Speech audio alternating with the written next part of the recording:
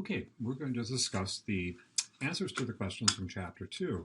And I apologize for this being a few days late, but we'll get them up for you. And the first thing I want to talk about is not all of the questions, because you do have the answers here. And the answers to the questions are very good here. But a couple of things just to highlight. Number one, well, what is a business combination? Well, a business combination is something, A business combination is a situation where two companies form one entity. In some cases, we'll see in question number 2, it could be a statutory merger, in which case, let's say A and B are combining. Well, B doesn't, there will only be A. B ceases to exist, it becomes part of A. Essentially, that's a statutory merger. And that's the major thing you need to take away from this chapter. In a statutory merger, when two companies come together, only one survives. And that generally would be so-called parent. A business combination can also be a consolidation. A consolidation is a situation in which the two companies come together. Generally, for example, one company will buy 100% of the stock in, like A will buy 100% of the stock in B, but the important part is both companies continue to exist. Because A owns 100% of the stock, it essentially it controls it, but at the time of when the financial statements are required to be reported, then the two need to be merged into one. Because in accounting, and in fact even the reporting authorities recognize the issue of substance over form. In substance, with a consolidation, even though legally, technically you have two separate entities, in fact you have one economic entity. All right, now in questions 3 and 4, the process, again, each company is making its own accounting system. A number of transactions are happening in, let's say, company A and company B, and all that is going to remain independent of each other. But at some point, they do have to bring the two together. And what they do is this process of consolidation is to merge the two into one financial statement. The process of consolidation is a little bit tricky, as you've learned. It requires a series of entries in which certain information is pulled out of the parent, generally not so much from the subsidiary, but a certain amount of information is pulled out of the parent, or a certain amount of information may be added to the parent to create the consolidated financial statements. Now, the consolidated financial statements do not exist on or in the financial records of either the parent or the subsidiary. As I've said several times, the consolidated financial statements only exist as a worksheet. And the worksheet would be the place where both the company and the auditor would go to see if, in fact, the consolidation process was done appropriately. All right, I think we'll jump down here and talk a little bit more about the problems. And you obviously can see the solutions here, but let's talk a little bit about why the answers are what they are with each of these, with each of the problems. Which is a reason why companies, well, let's read the question. Which of the following does not represent a primary motivation for business combinations? Well, the too large to fail is not the major motivation. Companies will merge for a lot of strategic, tactical reasons. It's elaborated there, but this idea of too large to fail has never really been a major reason why a company would want to go out and would want to acquire another company. They may be acquiring the expertise, the technical expertise, the assets of that company, the customers. There are a lot of things that they're going to be acquiring, but not the idea that they're going to be too large to fail. What's the best theoretical justification for consolidation? Well, the substance over form, which is B. That in form, the companies are separate, but in substance, they're one entity. And that's really, the substance over form is a major factor in accounting, that we often look to that and ignore the issue of legality and take on, well, in substance, what's happening. All right, number 3, statutory merger. Well, statutory merger is simply where, again, A and B come together, B ceases to exist, gets assumed into company A.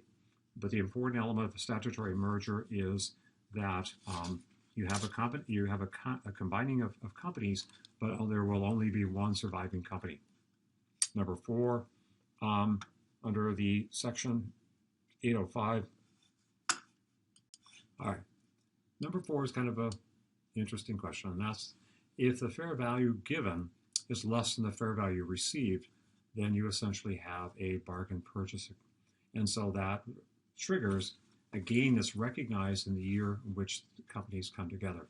But this is a very rare situation, usually with distressed companies that have a great many valuable assets, but for whatever reason, their marketing or sales have not been successful.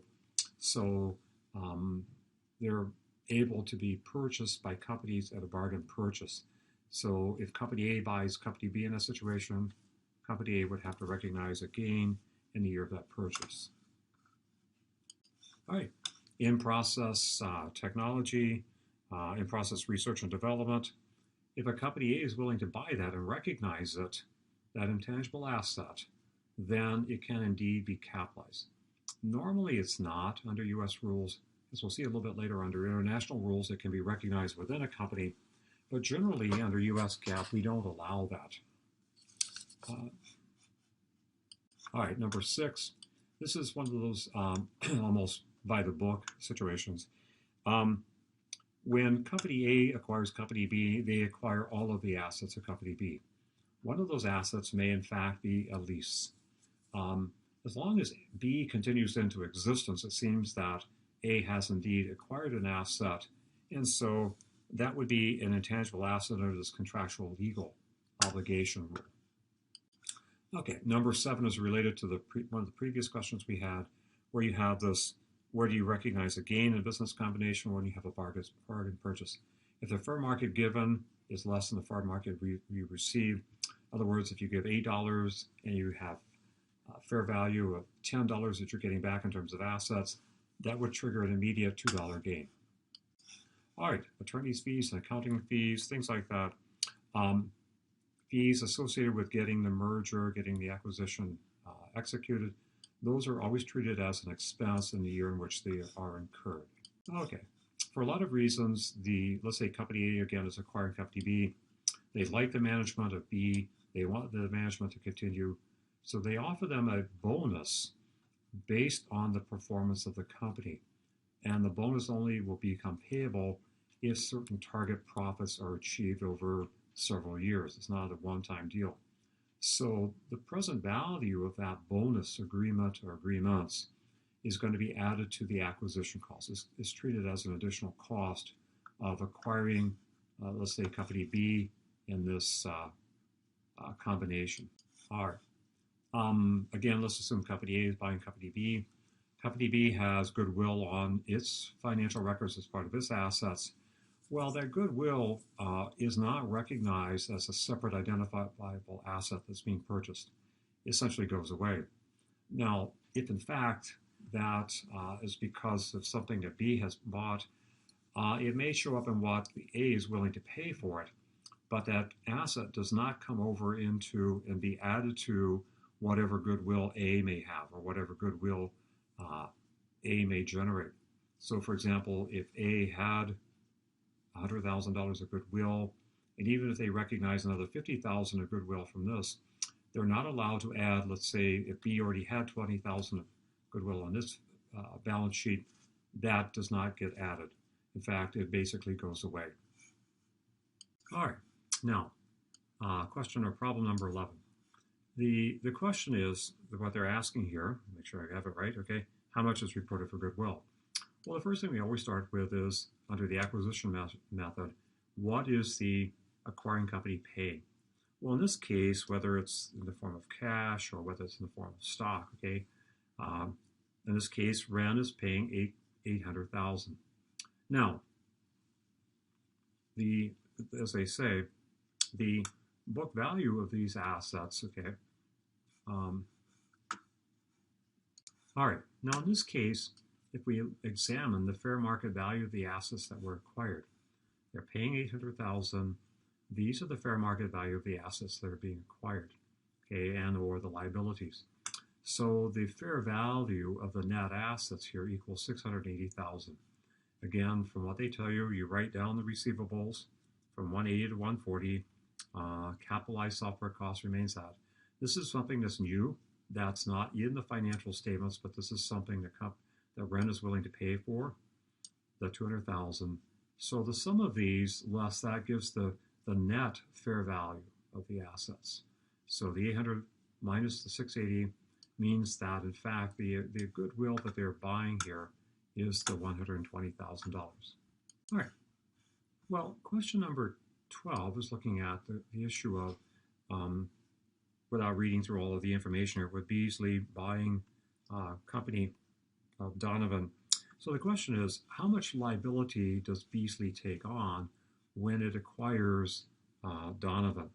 Well, Donovan has $60,000 of its own liability.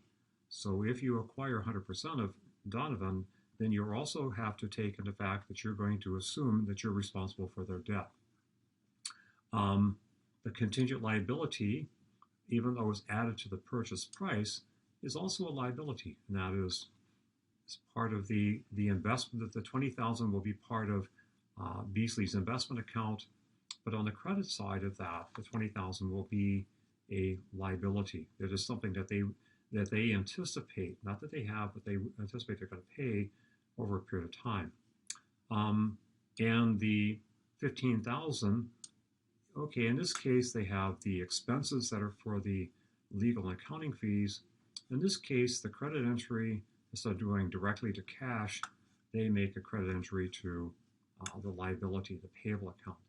The sum of these is $95,000.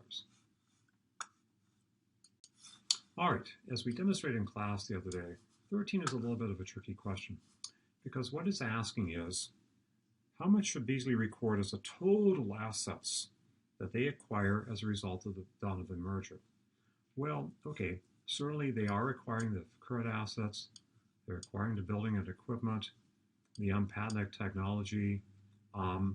Beasley's identified this as an asset, this research and development asset. But at the same time, we need to make sure that or will they be acquiring goodwill? That is, as this sort of asset, that this is a really good company, management's really good. This is something that they're doing really well to increase their earnings over and above the industry average. Well, the goodwill is calculated the way it normally would be, what they pay, $420, and I can attribute a lot of that to current assets, building, etc. So the $350,000 represents the fair value of the net assets. Okay, so what you're left over with is $70,000. So the total assets that Beasley has acquired is not only these here, the 90, the current, the building, patented research, but as a result of the combination, Beasley is also willing to pay $70,000 for this so-called intangible asset of goodwill. So that has to be added to the total here to get at the total assets that are acquired by Beasley. Okay, 14 is an example where you can kind of make things complicated, you can make things easy. In this case, what they're asking for is that immediately after the combination, what are the consolidated additional paid-in capital and retained earnings? Well, really all I need to know here is what will be the amount of the additional paid-in capital. I know that this additional paid-in capital, what they're starting with is $90,000. And in this case, with the consolidation, I'm eliminating the subsidiaries' common stock account. So the only thing that's going to carry over to the consolidated financials would be the parents. So they start with $90,000. As a result of the combination, they issue the 51,000 shares at $3 fair market value. Well, because it has a par value of $1, if I take the 51 times 2, it gives me 102. So the sum of the 102 and the 90 gives me the 192. That's the amount of the additional paid-in capital. And if I look down at the answers, the only one that gives me the 192,000 is answer C. The other thing, to be honest with you, there's absolutely no information here that could help me determine at all what retained earnings are. So the retained earnings are a little bit of a red herring. If you try to do that, you're only going to make things more confusing. Focus in on the information that you have. All right. Well, number 15 is the amount of goodwill. Okay, well, goodwill would be, one way I can do it is to take the amount that we're paying less the book value. Okay, we're paying $100,000 over book value. All right, how much of that can I attribute to specific assets? Well, here we have. We can attribute 85,000 of 100,000 to specific assets. Therefore, what's left over is the 15,000, or that's my goodwill. Okay, patented technology is the sum of what the True Data has on its books, namely 230,000, plus the fair market value of WebStat. Again, I'm writing it up from 180 to 200,000, so it's going to come in at 200,000 as part of that purchase price I made here. So the sum of that is going to be the 430,000. All right. So number 17, how much will True Data show on its balance sheet, or even a consolidated balance sheet for common stock? Well, they start with 300,000. That's at the beginning. They sell 50,000 shares, and it has a par value of 1. So given that, then the sum of these two things gives me 350,000. All right, True Data's retained earnings.